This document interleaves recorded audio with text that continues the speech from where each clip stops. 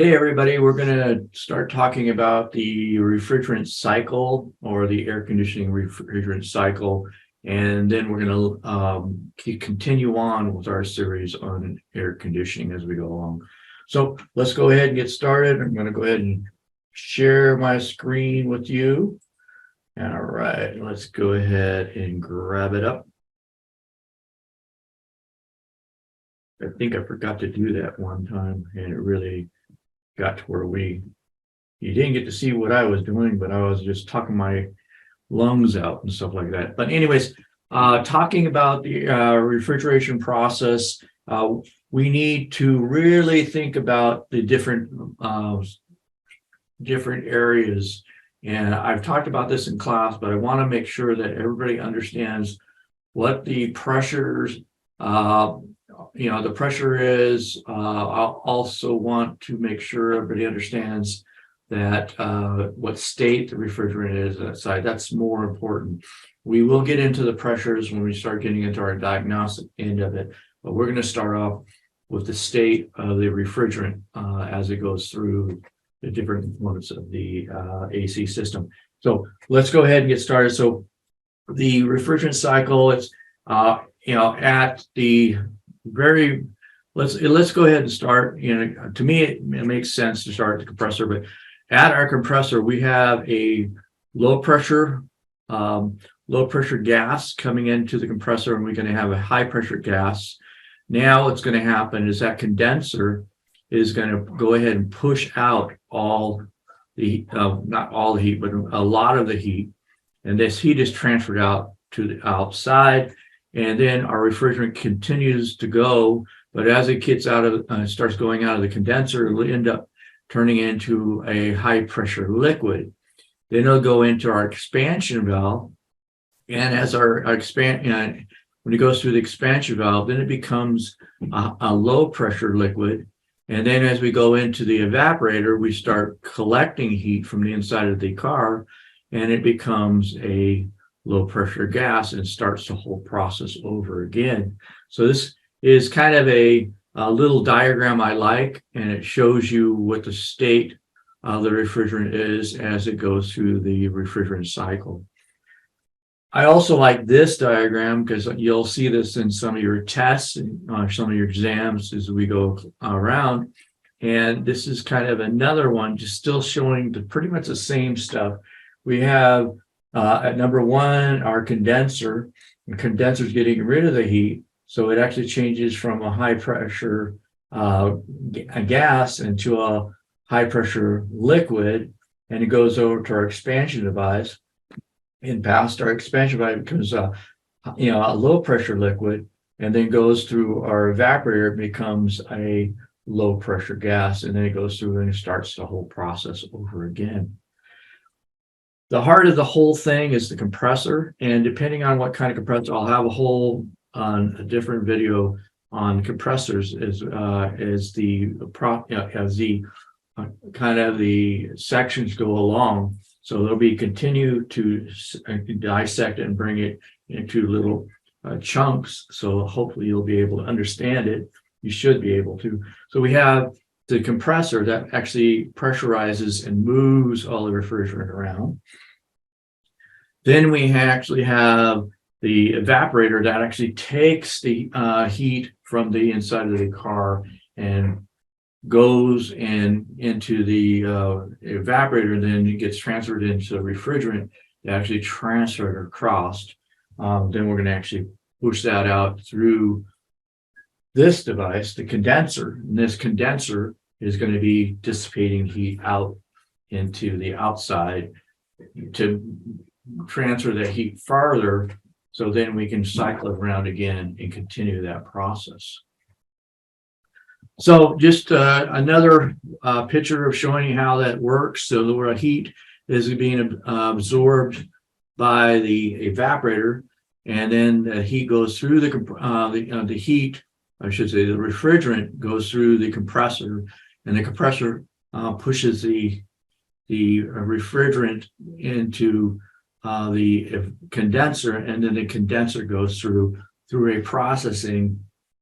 And we have a receiver dryer, which we'll talk about in just a little bit here, or an actual accumulator. This one actually shows a receiver dryer, which is pretty close to it. And then it goes through the whole through an expansion device, and then it starts the whole process all over again.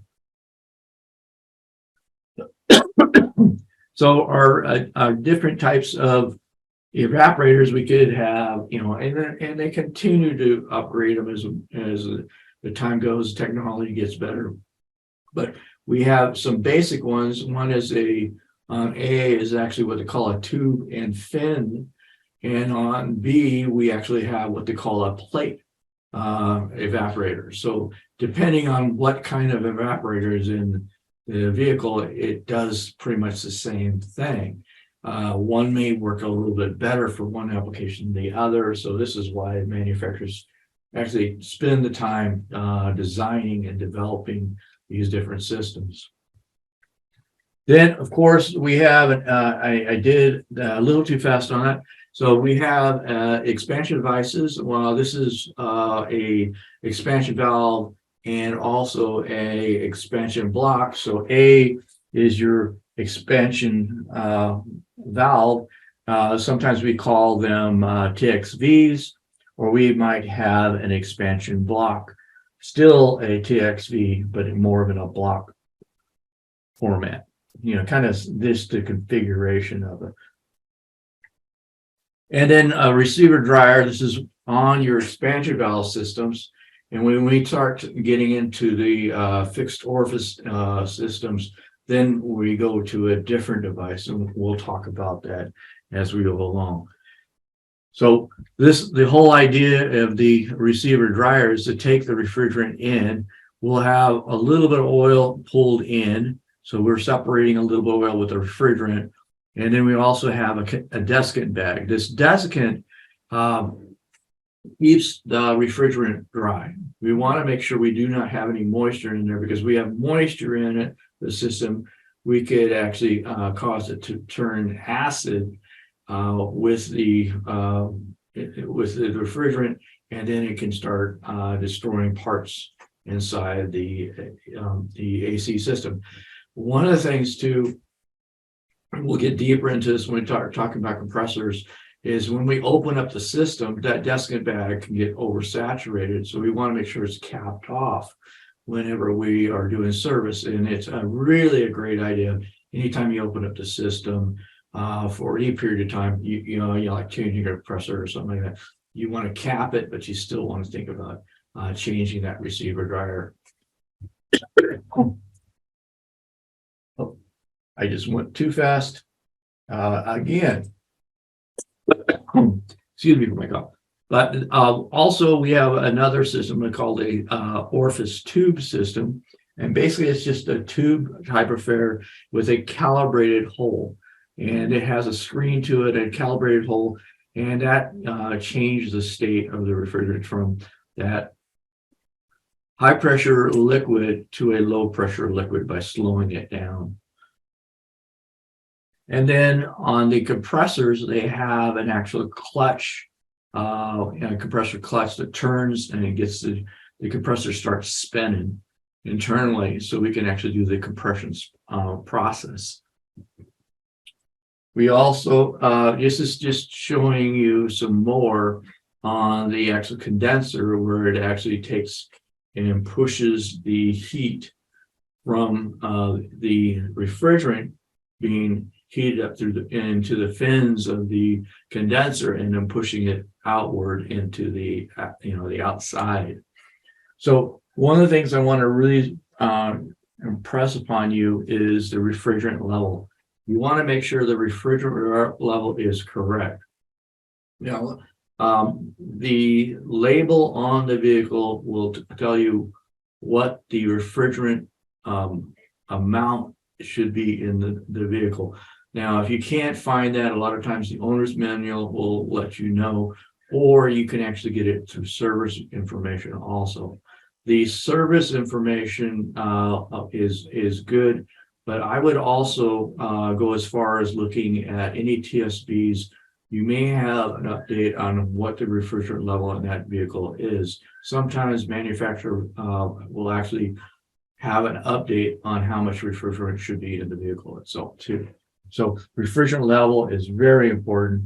This is just a quick little diagram of, proper, the charge, which will be the best on the transfer of heat from the inside of the vehicle to the outside. Then if you overcharge it, you could have possibilities of the refrigerant getting into from where it should be a gaseous state, being a liquid state going into the compressor, and then you can actually have compressor damage too. And it will not cool better. Let's put it that way. You could add damage to the compressor, but it does not allow the evaporator to cause it to go from a low pressure liquid to a low pressure gas. You don't have that area to do it. So you want to make sure you have the correct amount of refrigerant. And of course, undercharge will not give you that refrigeration effect. So you won't have that cooling effect along the process too. The other thing we really want to make sure is we do not have too low temperature and moisture in the system.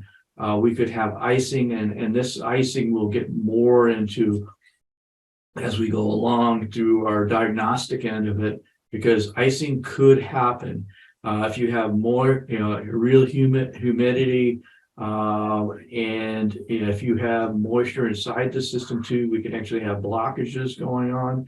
So you want to make sure that receiver dryer is nice and you don't have a saturated the desiccant bag. You want to make sure you don't have moisture in the system. You don't want you want to make sure that you have the right temperatures going at the evaporator too. So icing can occur. Now we do have different icing controls. Also, this controls it's a safety device too.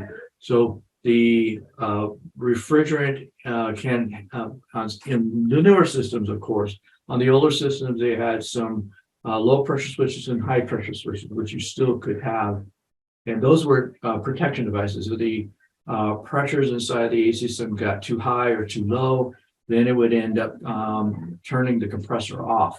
So the compressor would save itself one, and you didn't, on the high pressure end of it, you didn't start damaging the compressor or blowing off refrigerant lines. We also have in our newer systems a more sophisticated 3-wire sensor that actually measures the pressure, and then it sends it to a body control module or an actual PCM, and it says, okay, I'm at this temperature or this pressure. That means, it kind of correlates pressure and temperature is pretty close. So it says, okay, I'm at this temperature. I need to shut off the compressor like that. So, and it also can say too low pressure or too high pressure. Again, turning off the compressor, making sure we don't have any kind of damage going on.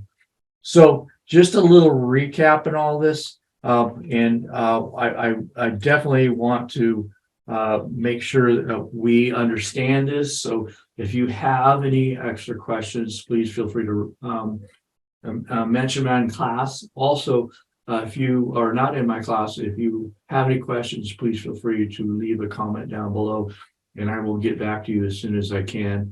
If you have any requests of a topic you want me to cover, please feel free to mention it out in the comments below too. But also, please like this video and subscribe. That way I know that this is helpful to you. Also, we want to make sure that you're clear on I want to make sure you're clear on the subject too. So the automobile, of course, AC system operates in these different principles of heat, moving the heat from the inside to the out. Also, the refrigerant cycle through the system to collect that heat and actually push that heat outside. After refrigerant, it has evaporated into a low pressure gas in the evaporated, then the refrigerant flows into the refrigerant compressor. So we again we have the compressor pushing the refrigerant through. So we got that low pressure gas. Okay, I'm sorry, the low pressure gas coming into this side, and then we're going to go over to the condenser and push out the heat, and then we're going to go through a type of expansion device, and then we're going to go into the evaporator, and that evaporator is going to actually absorb the heat, and then we'll go through something like an accumulator on the fixed orifice systems, and then we're going to go through the process of going through again and going back to the compressor. So again, a high pressure gas, then into an actual high pressure liquid. You can see the liquid right here. And then we go into an expansion device, going into the evaporator, which actually goes from a low pressure liquid to a low pressure gas. And then we can either go through an accumulator. If we're closer to the condenser, we'll go through we'll talk about placement of them as we talk more about systems as we go along too. But just get the idea that we actually have an accumulator or a receiver dryer, and there's a desiccant bag inside, and there's some of collection of the oil too. So that desiccant bag keeps everything nice and dry, and keeps the moisture out of the system, because we don't want moisture in our system to cause it to go acidic or anything like that. All right, that's it for now, and I will be talking to you soon on in the next video. Please like and subscribe. Appreciate it. Thanks for now. Bye.